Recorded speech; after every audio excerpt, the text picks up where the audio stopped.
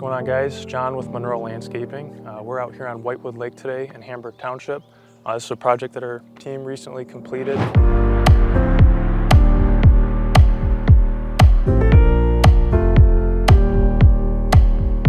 The homeowners contacted us in the wintertime.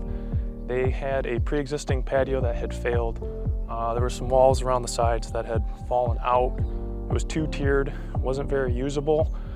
So we had a little bit of a challenge with the township as far as making it the same square footage. So we had to keep it in there. We made it raised so that the space would be flat and usable for them, because there's about 4 feet of drop from the door wall to the yard here. The other issue we had with the township is we technically weren't allowed to add any more paved surfaces here. So we had to make this a permeable patio so that water flows through the joints and exits out through the base of the patio just for runoff purposes. So that was one request from the township, which helped us keep this thing flat and level so the space was usable for the homeowners. So this is a new paver this year from Uniloc. This is called the Treo Smooth.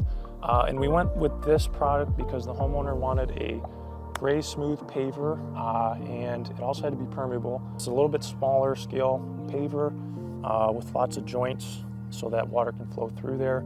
And then the accent banding, we went with a Town Hall. Again, it's got a nice black accent color, and then a large joint for the permeability of the structure. And then we wrapped it around with the ledgestone coping units from Uniloc. We went with a different color. Most of the time you might see a gray capstone with a gray paver. I like the contrast of the two, and it kind of ties in with the trim around the house.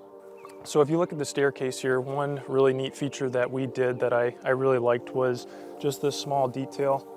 We notched out the back side of these so that we could wrap this coping unit around the side. It just kind of really completes the step, and I think it's a really small feature that really adds to the patio.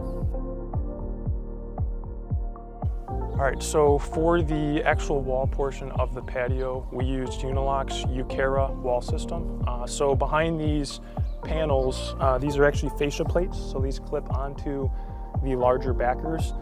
And the backers have a tongue and groove, so they lock in together. And another really important thing that you can't see is along the whole back side of this patio here, there's actually another wall going along the house.